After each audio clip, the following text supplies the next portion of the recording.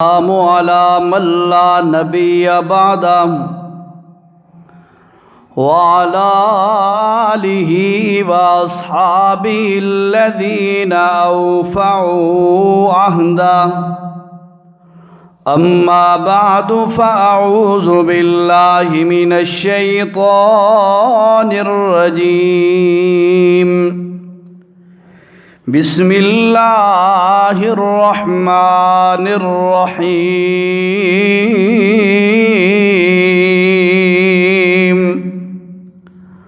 قال ربكم ادعوني استجب لكم ان الذين يستكبرون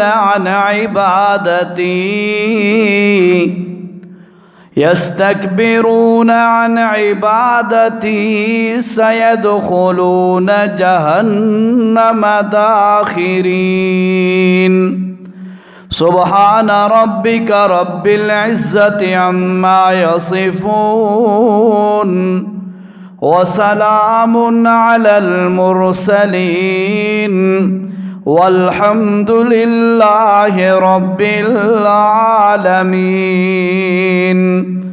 قال النبي صلى الله عليه وسلم الدعاء هو العبادة وفي رواية الدعاء مخ العبادة او كما قال صلی اللہ علیہ وسلم۔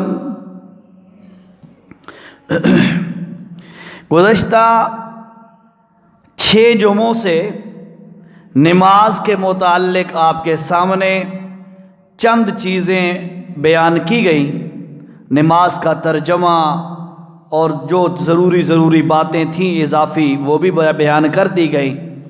الحمدللہ ہم نے سلام تک نماز مکمل کر لی، ایسے ہی ہے۔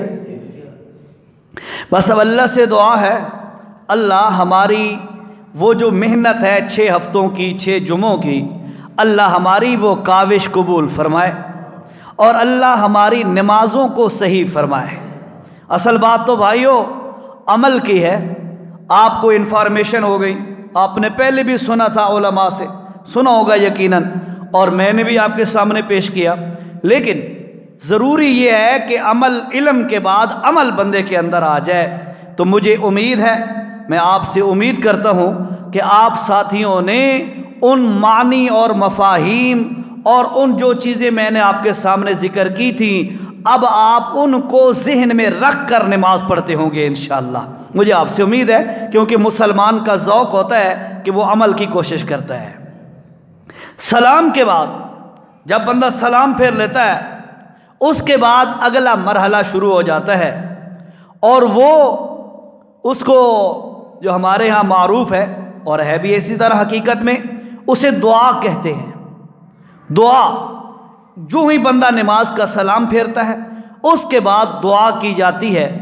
بھائیو دعا ایک بڑی عبادت ہے، اس کو بہت بڑی عبادت شمار کیا گیا ہے، اور اللہ رب العزت جس بندے کو کسی بھی عبادت کی توفیق دے تو، اور عبادت کرنے کے بعد اگر وہ اللہ سے اس عبادت کے لیے دعا کرے کہ اللہ میری یہ عبادت قبول فرما اور میری نجات کا ذریعہ بنا، اور یا اللہ اس کو اپنی بارگاہ میں قبولیت عطا فرما، اور دیگر اسی طرح کے سوالات اور اپنی درخواستیں، التجائیں، اپلیکیشنز اللہ کے دربار میں بندہ پیش کرے تو اللہ کی ذات بندے سے بڑی خوش ہوتی ہے۔ یہ مشہور ہے اور حقیقت بھی اسی طرح ہے کہ دنیا میں جس کسی سے بھی مانگا جائے تو وہ خوش نہیں ہوتا۔ ایک دفعہ مانگو گے، دوسری دفعہ مانگو گے، جب تیسری دفعہ مانگو گے تو وہ پریشان ہو جائے گا۔ لیکن رب العالمین کی ذات اقدس وہ ذات ہے جس نے اعلان کر کے کہا، اے میرے بندو تم مجھ سے مانگو گے تو میں خوش ہوں گا، نہیں مانگو گے تو میں تم پر ناراض ہوں گا۔ اس نے واضح طور پہ کہہ دیا۔ اب اگر میں نہیں مانگتا یا اللہ معاف کرے کوئی اور مسلمان نہیں مانگتا تو اس بندے کی اپنی محرومی ہے، رب کے دروازے کھلے پڑے ہیں۔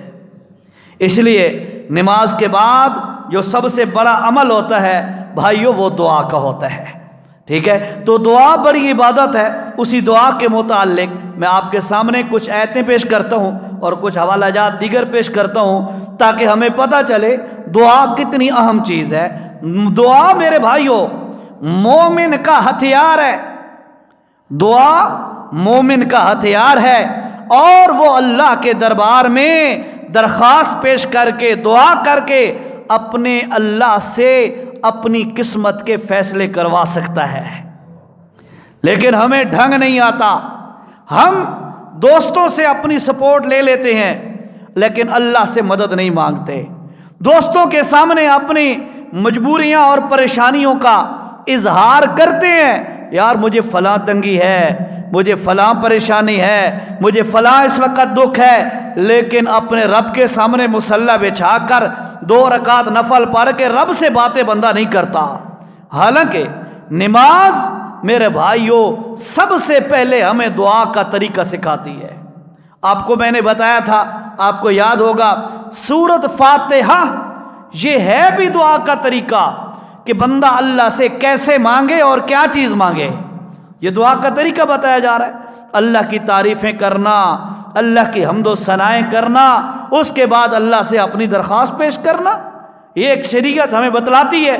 اس لیے بھائیوں نماز کے بعد دعا کا اہتمام کیا جائے۔ میرے نبی صلی اللہ تعالی علیہ وسلم نے فرمایا، اور لوگوں سنو، 2 وقت قبولیت کے اللہ کے نبی نے اس حدیث میں بیان فرمایا ایک رات کے آخری پہر تہجد کے وقت کی گئی دعا وہ بھی قبول ہوتی ہے، اور بعد الصلوات المکتوبہ اور فرض نماز کے بعد کی جانے والی دعا بھی قبول ہوتی ہے۔ اس لیے نماز تو پڑھتے ہیں نا ہم سارے الحمدللہ، اس لیے کوشش یہ کرنی ہے جو ہی بندہ نماز پڑھے اس کے بعد اللہ کے سامنے ہاتھ اٹھائے۔ اللہ ہمیں حکم دیتا ہے اور اللہ فرماتے ہیں، قال ربكم ادعوني استجب لكم ان الذين يستكبرون عن عبادتي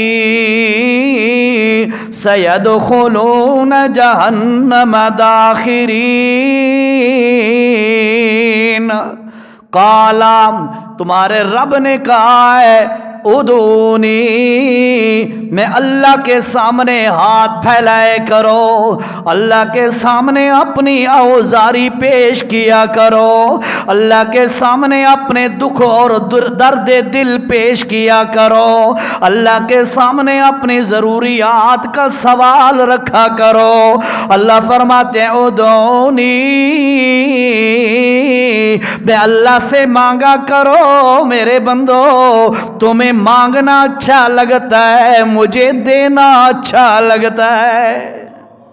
ادعونی، اور دوسرے مقام پہ فرمایا 8ویں پارے کے اندر ادعو ربکم تضرعا وخفیا، اے اللہ کے بندو اللہ سے دعا مانگا کرو، ربکم وہ تمہارا رب ہے، اسی کے سامنے ہاتھ پھیلائے کرو، اسی سے اپنا اسی کے سامنے اپنا درد دل بیان کیا کرو۔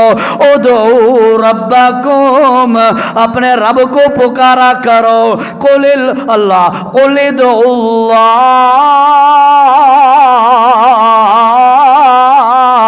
اور لوگوں اللہ کو پکارا کرو۔ بہت ساری آیتیں ہیں، بہت ساری آیتیں جو ہمیں یہ بتا رہی ہیں کہ لوگوں تم اللہ کے در کے مانگت اور فقیر ہو۔ 22واں پارہ ہے اور سورۃ فاتر ہے، 3 رکوع شروع ہو رہا ہے۔ اللہ نے فرمایا یا ایھا الناس، او پٹھانو تم بھی، او شاہو تم بھی، او ملکو تم بھی، او نمبردارو تم بھی، او عربی ہو تم بھی، او اجمی ہو تم بھی، سارے کے سارے انتم الفقراء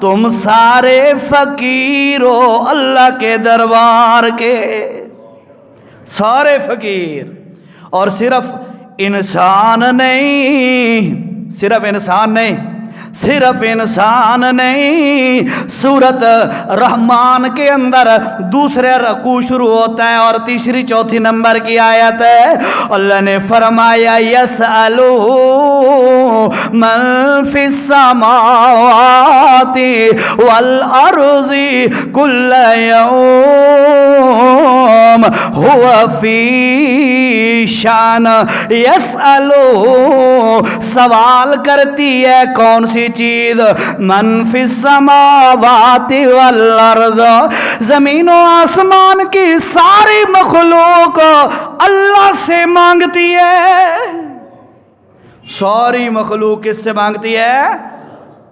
فرمایا یسألو من فی السماوات والارض کل یوم، ہر روز وہ اپنی نرالی شان کے ساتھ ہوتا ہے، اے بندیا تو بھی اللہ سے مانگا کر، اللہ فرماتے ہیں ادعو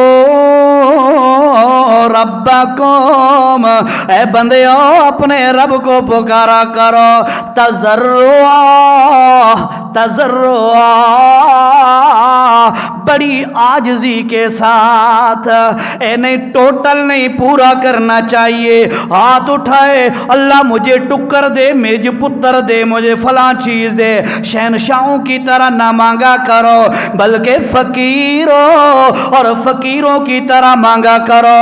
اگر سمجھ نہیں آتی جا کے نظر دوڑا لو، ان لوگوں کو دیکھ لو جو بھیک مانگتے ہیں، ان کو دیکھ لو، ان سے جا کے سیکھ لو ذرا وہ کیسے کر کے بندے سے بھیک مانگتے ہیں، کتنیاں خوشامدیں کرتے ہیں، کتنیاں جیجلیاں کرتے ہیں، کتنیاں آہوزاریاں کرتے ہیں، منتیں سماجتیں کرتے ہیں، ادھر سے بھی سمجھ نہ آئے، توجہ توجہ، یہاں سے بھی سمجھ نہ آئے، چھوٹے بچے کو دیکھ لو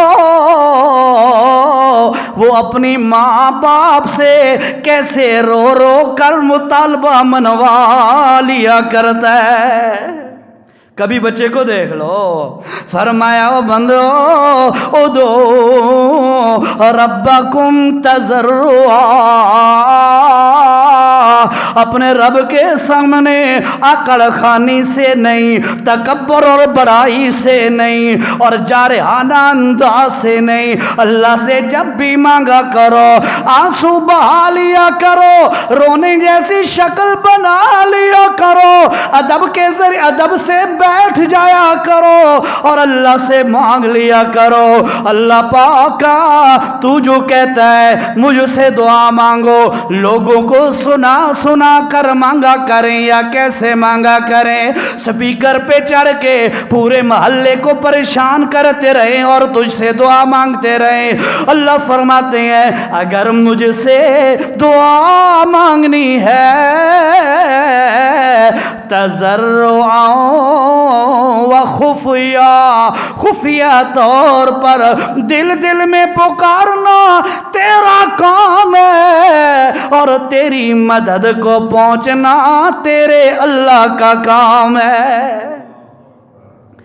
اللہ، لیکن شرط یہ ہے اے بندہ پکار تو کس کو؟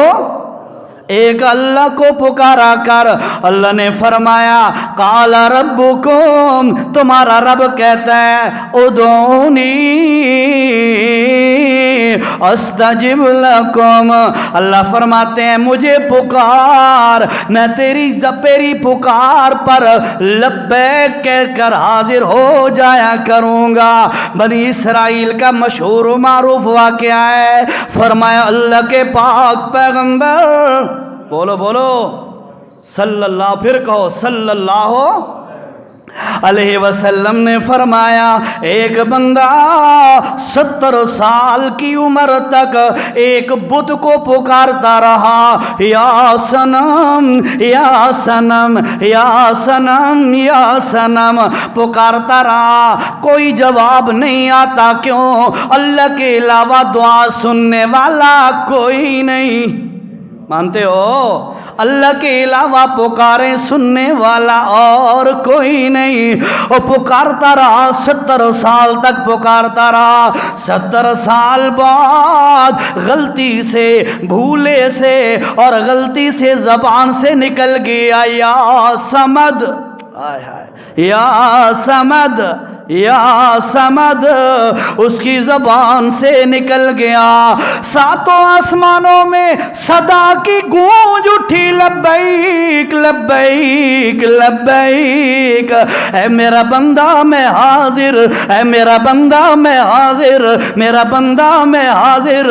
اللہ فرشتوں نے عرض کی الہ العالمین یہ بڑا مشرک ہے، 70 سال سے غیروں کو پکار رہا ہے، آج حقیقت میں نہیں بھولے سے تجھے پکار بیٹھا اور تو پھر بھی کہتا ہے لبیک لبیک لبیک. اللہ نے فرمایا فرشتوں 70 سال سے غیر اللہ کو پکار رہا ہے، انہوں نے بھی جواب نہیں دیا، اور آج مجھے بھولے سے پکارا تو مجھے بھی ہے، اگر مجھے پکارے میں بھی جواب نہ دوں پھر غیر اللہ اور اللہ میں فرق کیا ہوگا؟ وہ تو سنتا ہے، وہ تو جنگل کے خنزیر کی بھی سنتا ہے، اور کلمہ پڑھنے والے تو کیوں کہتا ہے میری نہیں سنتا؟ وہ سنتا ہے، ہم مانگتے نہیں ہیں. حدیث شریف کا مفہوم ہے، فرمایا جس کو دعا کی توفیق نصیب ہو گئی، جس بندے نو دعا دی توفیق نصیب ہو گئی، سمجھ لو وہ بندہ اس کے لیے رحمت کے دروازے کھل گئے. بھائیو آج ہم نے اللہ سے مانگنا چھوڑ دیا، نماز پڑھی اور بس اللہم انت السلام منک السلام، پتہ نہیں پڑھتے بھی ہیں یا نہیں، بھاگ کے چلے گئے. اکثر تو بیٹھے ہوتے ہیں بھائی امام صاحب جو مانگے گا وہی کہیں گے آمین آمین آمین. اس کا مسئلہ بھی آپ کے سامنے واضح کرتا ہوں انشاءاللہ. آپ کو حقیقت مسئلے کا پتہ ہونا چاہیے، انشاءاللہ کرتے ہیں تھوڑی دیر میں، اگر بھول بھی جاؤں تو یاد کرا دینا. بہرحال یاد رکھیے میرے بھائیوں، اللہ رب العزت نے فرمایا ادعونی استجب لکم، مجھے پکارو میں تمہاری پکار سنتا ہوں، اور صرف سنتا ہی نہیں استجب لکم، تمہاری پکار سن کر اس کا نتیجہ بھی نافذ کرتا ہوں، جو تمہاری مراد ہوتی ہے وہ مرادیں پوری بھی کرتا ہوں.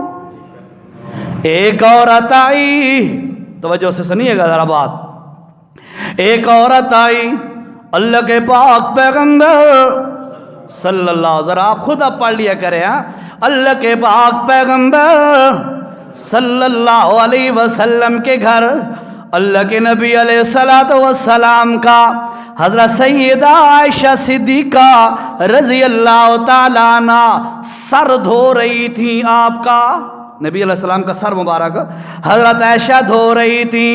ایک عورت آئی، بچے بھی ساتھ چھوٹے چھوٹے ہیں، اور آ کر کہنے لگی یا رسول اللہ میں جوان عورت ہوں اور میرے خاوند نے زہار کر لیا ہے. زہار یہ اسلام کے اس حکم آنے سے پہلے، اسلام سے پہلے زہار طلاق تھی، ایک طلاق. اگر کوئی خاوند اپنی بیوی سے کہتا بھئی آج کے بعد تو میرے لیے ایسے ہے جیسے میری ماں، تو پھر بیوی حرام ہو جاتی. تو اس طرح ہے جس طرح میری بہن یا میری بیٹی یا میری یعنی کوئی محرم رشتہ، اس سے اگر وہ تشبیہ دے دیتا تو وہ طلاق شمار ہوتی تھی. عورت آئی اللہ کے پاک پیغمبر کے دروازے پہ، یا رسول اللہ میرے خاوند نے زہار کر لیا ہے مجھ سے. اللہ کے پاک پیغمبر صلی اللہ علیہ وسلم نے فرمایا اے مائی خولا یاد رکھ ابھی تک اللہ نے کوئی نیا حکم نازل نہیں کیا. جو پہلے طلاق شمار ہوتی تھی ابھی تک وہی حکم باقی ہے، نیا حکم نہیں آیا. کہنے لگی یا رسول اللہ میں جوان ہوں اور مہربانی کیجئے کوئی تبدیلی کیجئے. اللہ کے نبی علیہ السلام نے فرمایا او خولا کوئی میں اپنی مرضی سے تو دین نہیں بناتا، دین بنانے والا کون ہے؟ ایک اللہ کی ذات ہے. فرمایا وہ تو دین بنانے والا ہے، جب تک وہ نہ کہے میں کچھ بھی نہیں کہہ سکتا۔ آخر کار وہ جب سمجھ گئی کہ یہاں سے مسئلہ میرا حل نہیں ہوتا، تھوڑی سی پیچھے ہٹ کر اپنی بچیوں سے کہنے لگی، او میری بیٹیوں، میں دعا کرتی ہوں اللہ کے دربار میں، اور تم دعا کے ساتھ آمین آمین کہنا۔ اللہ، اب دیکھ ذرا، وہ دعا کر کے اللہ سے کہتی ہے، الہ العالمین مجھے پتہ ہے ابھی تک تیرا حکم نہیں آیا، پچھلا حکم برقرار ہے، لیکن اللہ ممکن یا ناممکن یہ تو ہمارے لیے ہے۔ ممکن یا ناممکن کس کے لیے ہے؟ ہمارے لیے ہے۔ تیرے سامنے تو ہر چیز ممکن ہے، تیرے سامنے تو ہر چیز ممکن ہے۔ الہ العالمین تو مہربانی فرما دے اور ایسا حکم نازل کر دے تاکہ میرا مسئلہ حل ہو جائے۔ اللہ رب العزت کے دربار میں اس انداز سے اس نے دعا کی، اللہ نے قرآن کی سورت مجادلہ کی 28واں پارے کا پہلا رکوع ہے، وہاں کی اللہ نے ایت نازل کر کے اپنے نبی سے فرما دیا، میرے پیغمبر اس مائی نے میرے دربار میں اس طرح دعا کی کہ میں نے قانونی تبدیل کر دیا۔ دعا ایسے کر رب العالمین اپنی رحمت کے ساتھ قانونی تبدیل کر دے۔ فرمایا میرے پیغمبر اب ان لوگوں کو کہہ دیں، قد سمع اللہ قول التی تجادلک فی زوجہا وتشتکی الی اللہ۔ جب اللہ کے دربار میں اس عورت نے شکایت کی اور درخواست کی، اللہ میرا یہ معاملہ ہے تو مہربانی فرما اور حل کر دے، اللہ نے پورا قانون تبدیل کر کے فرمایا میرے پیغمبر آج کے بعد وہ پچھلا قانون نہیں چلے گا، زہار طلاق شمار نہیں ہوگی، طلاق کے الفاظ یا جو اصول ہے وہ بتایا جا چکا ہے، وہ طلاق کا اصول ہے، یہ زہار طلاق کا اصول نہیں ہے۔ ہاں البتہ اتنا ہے کہ اس قسم کے جملے کہنا یہ انتہائی کبیح ہے، غلط ہے، اس کے بارے میں اللہ تعالیٰ نے پوری تفصیل نازل کر دی۔ یہ اشارہ میں نے اس لیے کیا کہ ایک عورت ہو کے اللہ کے دربار میں دعا کے لیے ہاتھ اٹھائے تو اللہ اپنا قانون تبدیل کر دیتا ہے۔ میرے بھائیوں، ہم اسی اللہ کے سامنے آج بھی اگر مانگیں، اللہ کی قسم اللہ رب العزت اسی طاقت کے ساتھ موجود ہے، اسی قدرت کے ساتھ موجود ہے، لیکن ہماری بدقسمتی ہم اللہ سے مانگتے نہیں ہیں، اللہ سے مانگتے نہیں ہیں۔ یہ موحدوں کا حال ہے کہ اللہ سے مانگتے نہیں ہیں۔ ہم سب کو کہتے ہیں بھائیو صرف اللہ سے مانگو، صرف اللہ ہی دینے والا ہے، تو مسلمانوں نے اللہ سے مانگنا ہی چھوڑ دیا۔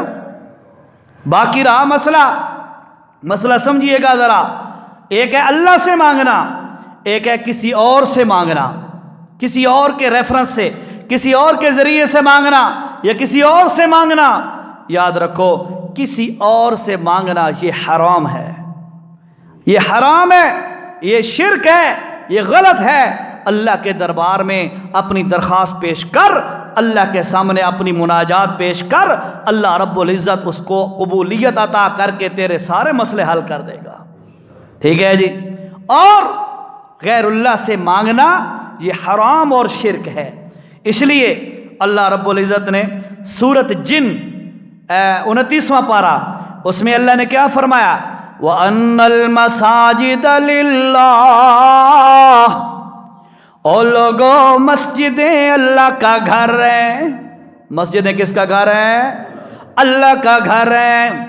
مسجد کسی کی ملکیت نہیں ہو سکتی، مسئلہ سمجھیے گا ذرا۔ مسجد کسی ملک خان چودھری بڑے چھوٹے کی ملکیت نہیں ہو سکتی۔ ہاں جس کو مسجد کی خدمت کی اللہ توفیق عطا فرما دے وہ شکر کیا کرے، وہ شکر کیا کرے۔ یہ اللہ کی رحمت جن پہ ہوتی ہے اللہ ان کو اپنے گھر کی خدمت کی توفیق عطا فرماتا ہے۔ ٹھیک ہے، اس کو باعث فخر نہیں، باعث رحمت سمجھنا چاہیے. یہ فخر کی بات نہیں ہے، فخر اور تکبر تو اللہ کو پسند ہی نہیں ہے نا. ہاں باعث رحمت ہے، اس کے سامنے شکر کر، اللہ تو نے مجھے اپنے گھر کی خدمت کی توفیق دے دی ہے. اللہ وَأَنَّ الْمَسَاجِدَ لِلَّهِ، او لوگو مسجدیں اللہ کا گھر ہیں، فَلَا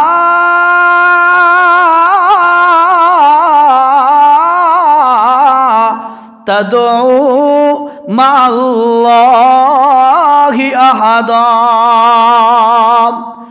یاد رکھو مسلمانوں، یہ سورۃ جن ہے اور 29واں پارہ ہے، توجہ سے.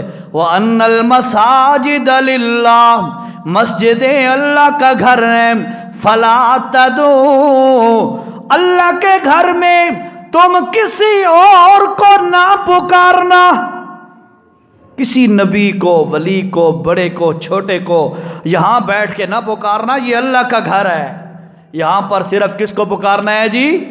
ایک اللہ کو، اسی سے مانگنا ہے. اور جو بھی کسی اور سے مانگتا ہے یقین کیجئے وہ مشرک ہو جاتا ہے، شرک کر لیتا ہے. اور شرک کے لیے میں آپ کو ایک حوالہ سناتا ہوں، آپ حیران ہو جائیں گے. 24واں پارہ ہے اور سورۃ زمر ہے، اور آخری سے پہلا رکوع شروع ہو رہا ہے. سورۃ زمر 24واں پارہ اور آخری سے پہلا رکوع، گھروں میں جا کے دیکھیے گا ترجمہ. اللہ رب العزت نے فرمایا وَلَقَدْ أُوحِيَ إِلَيْكَ وَإِلَى الَّذِينَ مِن قَبْلِكَ لَئِنْ أَشْرَكْتَ لَيَحْبَطَنَّ عَمَلُكَ وَلَتَكُونَنَّ مِنَ الْخَاسِرِينَ.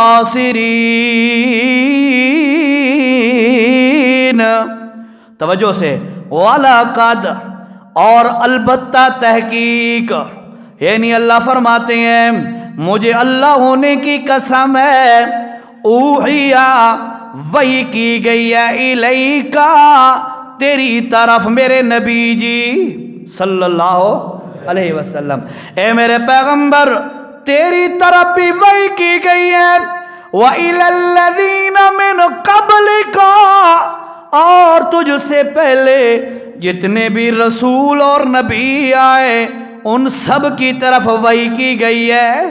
کس چیز کی؟ کس چیز کی وحی کی گئی ہے؟ توجہ سے سننا. لئن اشرکت، میرے پیغمبر کون سی وحی؟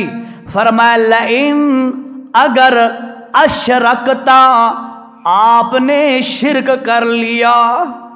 آپ کو بھی کہہ رہے ہیں اور آپ سے پہلے نبیوں کو بھی ہم نے یہی کہا تھا، لئن اشرکت، اگر شرک کر لیا آپ نے، لَيَحْبَطَنَّ عَمَلُكَ، میرے پیغمبر مجھے اللہ ہونے کی قسم ہے، اگر آپ نے شرک کر لیا میں اللہ آپ کے سارے عمل برباد کر دوں گا.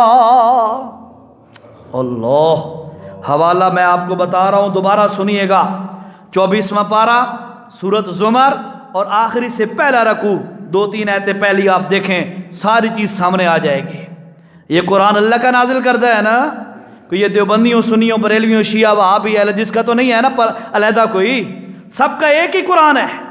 اس قرآن کو ہم پڑھتے نہیں ہیں، ہم نے آج تک قرآن سیکھا نہیں ہے، ترجمہ تک ہم نے نہیں پڑھا.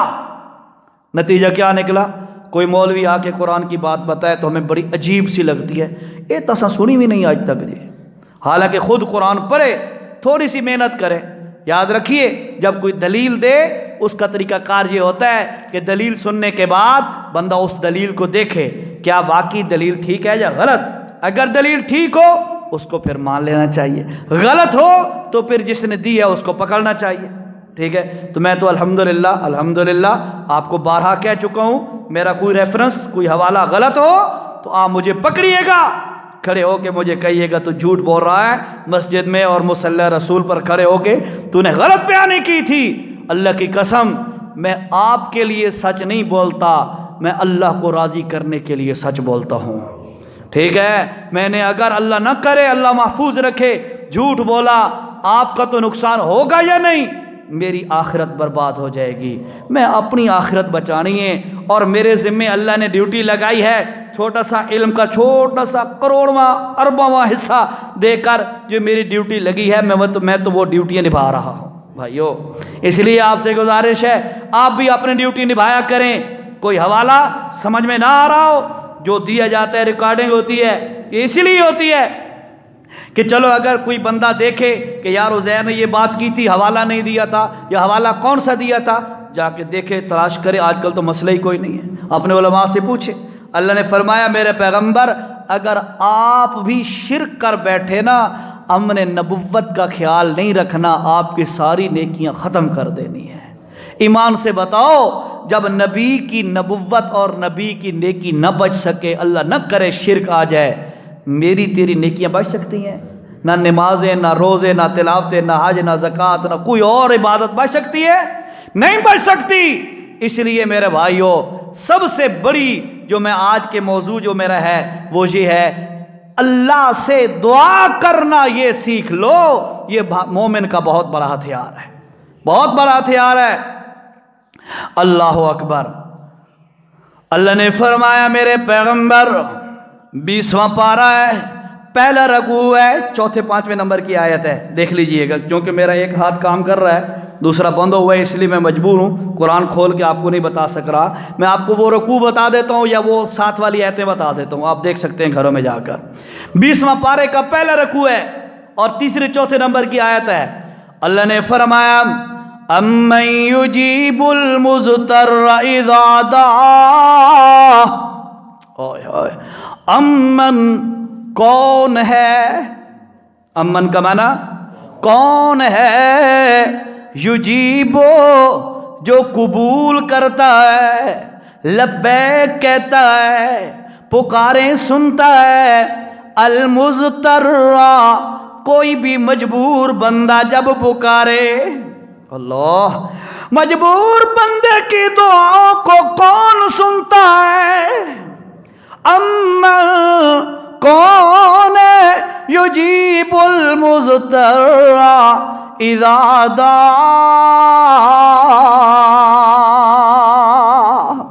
جب کوئی مجبور اللہ کے دربار میں پکارتا ہے دہائی دیتا ہے اس کی رحمت کا دروازہ کھٹکاتا ہے اس کے رحمت کی چوکھٹ پہ آ کے پنجے گاڑ کے بیٹھ جاتا ہے. فرمایا امن کون ہے یجیب المضطر اذا دعا کہ جس وقت کوئی مجبور پکارے ویکشف السوء ویکشف السوء مصیبتیں دور کرنے والا کون ہے؟ اللہ کھول کے کہتا ہے کوئی مشکلوں میں سے نکال نہیں سکتا. فرمایا ویکشف السوء اور لوگوں مشکلوں سے نکالنے والا کون ہے؟ ایک اللہ ہے. توجہ سے سنیے گا اللہ نے بڑی زمینیں دی ہوئی ہیں ایک شخص ہے بڑی جائیدادیں دی ہوئی ہیں بڑا مال و متاع ہے نوکر چاکر بھی ہیں بڑے ڈھور ڈنگر اور ریوڑ اجڑ وغیرہ بھی ہیں اور ہے بھی اللہ کا پیارا نبی اور نام ہے ایوب علیہ السلام. توجہ ایوب علیہ السلام کو اللہ نے بڑی نعمتیں عطا فرمائی ہوئی ہیں. چودھری ہیں علاقے کے نمبردار بھی ہیں مال شال بھی بڑا ہزاروں کی تعداد میں جانور بکریاں 4000 تقریباً ان کے ملازم 18 بیٹے بڑی تم ترا کے ساتھ رہنے والے بڑے اونچے رہنے والے. اللہ رب العزت نے امتحان بھیج دیا اس کے امتحان بڑے ڈاڈے ہوتے ہیں ایسا ہی ہے نا. اللہ نے قرآن میں فرمایا وَتِلْكَ الْأَيَّامُ نُدَاوِلُهَا بَيْنَ النَّاسِ. اور لوگوں اللہ بندوں کے اندر دنوں کو پھیر پھیر کے لاتا ہے جیسے تم ڈیلی مشاہدہ کرتے ہو کبھی دن ہوتا ہے کبھی رات ہوتی ہے گرمی ہوتی ہے تو کبھی سردی ہوتی ہے.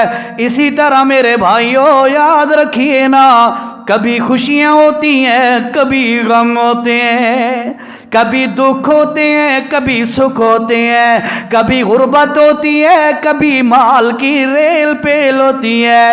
بندوں میں دنوں کو تبدیل کر کر کے لانے والا اکیلا کون ہے؟ یار اونچا بولو، اللہ کی ذات ہے۔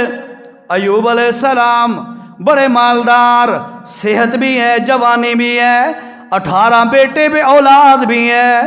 اللہ کا کرنا، توجہ، اللہ کا کرنا، سارے مال پر، وہ جو جانور تھے 4000 کے لگ بھگ ملازم اور بہت سارے بکریاں جانور وغیرہ، تو سارے مال پر زوال آ گیا، سارا مال مر گیا، بیماری آئی، سارے جانور ختم، حتیٰ کہ ساری فصلیں تباہ ہو گئیں۔ 18 بیٹے ہیں، گھر میں بیٹھے ہوئے ہیں اور چھت گری، سارے فوت ہو گئے۔ اللہ، بڑے امتحان ہے، بڑے امتحان۔ اور حتیٰ کہ اپنی جان بچ گئی، اللہ نے اس پر بھی بیماری بھیج دی، بیماری آ گئی، مال بھی چلا گیا، اولاد بھی چلی گئی، حتیٰ کہ صحت بھی روانہ ہو گئی، چارپائی پہ ہو گئے اور دن بدن کمزور ہوتے گئے۔ علاقے والوں نے بھی آنا جانا چھوڑ دیا۔ یہ تو آپ کو پتا ہوگا نا، آج کہتے ہیں نا چڑھتے سورج کو ہر کوئی پوچھتا ہے، جس کے پاس پیسے ہو نا اس کے ساتھ ہر کوئی تعلق بھی رکھتا ہے، آنا جانا بھی ہوتا ہے، اس کی خوشی غمیاں بھی بڑے اچھے طریقے سے بھگتی جاتی ہیں۔ تو جس دے دانے نہ ہون، جس دے گھر دا ٹکر نہ ہوئے نا، اس نے پوچھ دے ہی کوئی نہیں۔ بہت کم لوگ آتے ہیں ایسے بندوں کے پاس۔ اللہ کا کرنا کہ ان کو بھی ایسا ہی ہوا، چھوڑ گئے۔ آخر کار حضرت ایوب علیہ السلام کی بیوی رحمت، وہ ان کا ساتھ نبھا رہی ہے، خدمت کر رہی ہے۔ چونکہ مالی زوال آ گیا تھا، لوگوں کے گھروں میں کام کاج کر کے، کھانا بنا کر، سرید بنا کر، چوری بنا کر، نرم نرمنے والے اپنے خامن کے منہ میں دے رہی ہے۔ وفادار بیوی بڑی اعلیٰ نعمت ہے اللہ کی۔ اللہ کو وفادار بیوی منگنی چاہیے۔ میں تو نوجوانوں سے جب بھی یہ بات کرتا ہوں یہی کہتا ہوں، ہم مرتے ہیں جی اللہ سونی بیوی دے، سونی بیوی دے، نہیں، اللہ کو منگیا کرو اللہ اچھی بیوی دے، اللہ اچھی بیوی دے وے، ٹھیک ہے نا جی۔ ٹائم ہو گیا پورا، بات ہو گئی آدھی ختم۔ ایوب علیہ السلام کا واقعہ، چونکہ مستقل جمعہ ہے اس لیے واقعے پورے کرتے رہے تو ٹائم ایکسپائر ہو جائے گا، اس بات کو چھوڑتے ہیں، انشاءاللہ اگلے جمعے پہ یہیں سے شروع کریں گے۔ 2 منٹ کی بات اور سمجھ لیں جو میں نے کہی تھی، بات دعا والی۔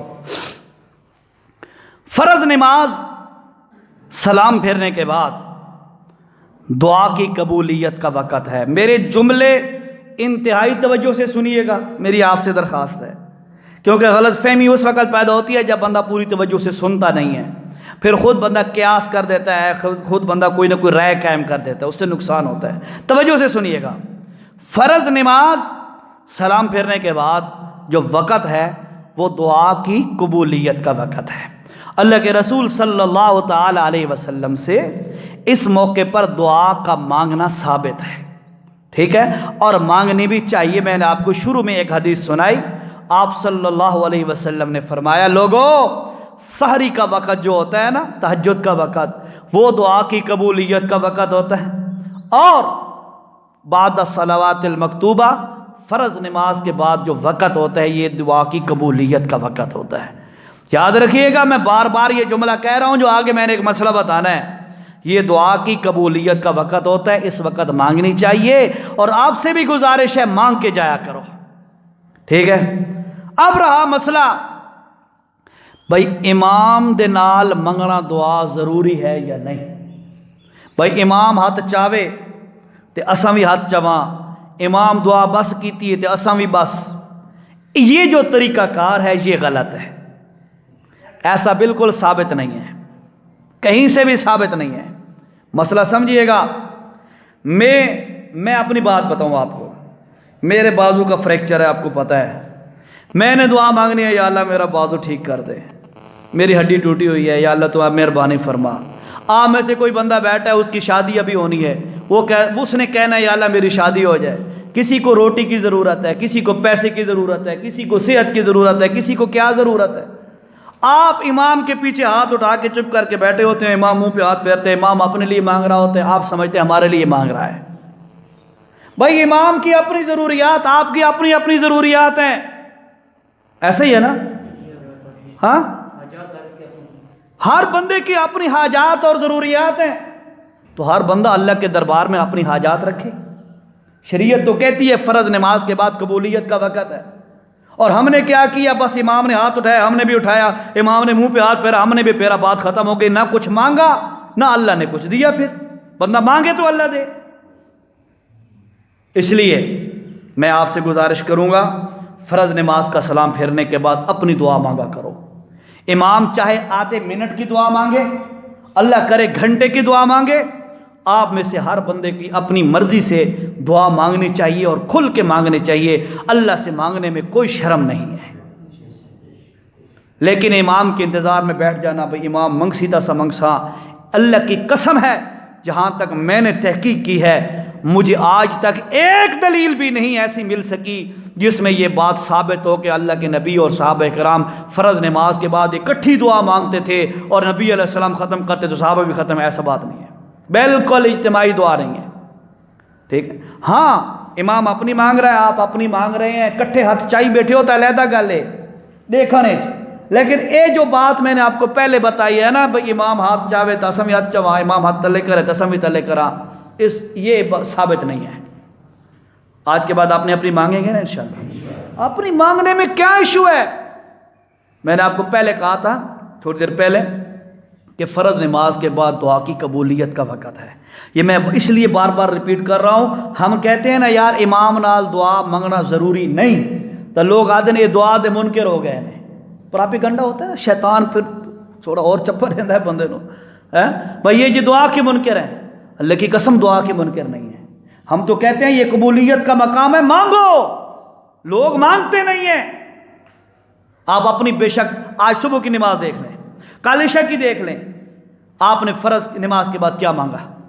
جتنے بیٹھے ہو نا، میں کہتا ہوں آپ میں سے 20% لوگوں نے بھی نہیں مانگا ہوگا، بس امام کے ساتھ ہاتھ اٹھایا، بات ختم ہو گئی۔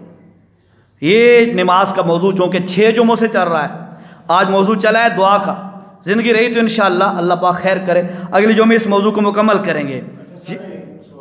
یعنی کہ اگر ایک امام نے وہ اجتماعی دعا کر دے تو پھر سب کا دعا کر دے، آمین آمین آمین،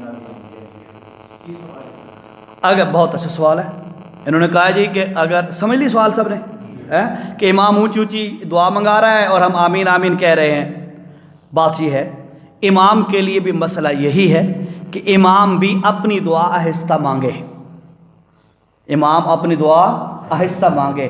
ہاں اگر کوئی مقتدیوں میں سے کہہ دو استاد جی بارش کے لیے دعا کرا دیں، استاد جی فلاں بندہ بیمار ہے اس کے لیے دعا کرا دیں، فلاں کا یہ مسئلہ ہے اس کے لیے دعا کرا دیں، کوئی بندہ مطالبہ کر دے، پھر امام اونچی آواز سے دعا کرائے اور مقتدی آمین آمین کہیں تو کوئی منع نہیں ہے، یہ تو جائز ہے، اس میں تو کوئی ایشو نہیں ہے، بات سمجھے؟ ویسے امام کو چاہیے کہ وہ بلند آواز سے امام دعا نہ منگائے، بالکل آہستہ سے اپنی دعا مانگے اور اس کے بعد اپنی باقی جو کام کاج ہے وہ کرے۔ ایک مسئلہ یہ تھا، اس کی مزید وضاحت چاہیے ہو تو اگلے جمعے پھر کر دوں گا انشاءاللہ، ٹھیک ہو گیا انشاءاللہ۔ دوسرا مسئلہ یہ تھا کہ وہ نمازیں جن کے بعد سنتیں ہوتی ہیں، ظہر مغرب عشاء، اور وہ نمازیں جن کے بعد سنتیں نہیں ہوتی، ان کے لیے مسئلہ سمجھ لیں ذرا۔ جن نمازوں کے بعد سنتیں نہیں ہوتی، فجر عصر، اس کے بعد خوب دعا مانگو، سلام پھیرنے کے بعد ذکر اذکار تسبیحات استغفار درود ساری چیزیں پڑھو اور خوب دعا مانگو۔ اللہ نے قرآن میں حکم بھی دیا ہے وَسَبِّحُوا بُكْرَةً وَأَصِيلًا، بکرتم و اصیلا، صبح و شام دعائیں مانگو اللہ سے۔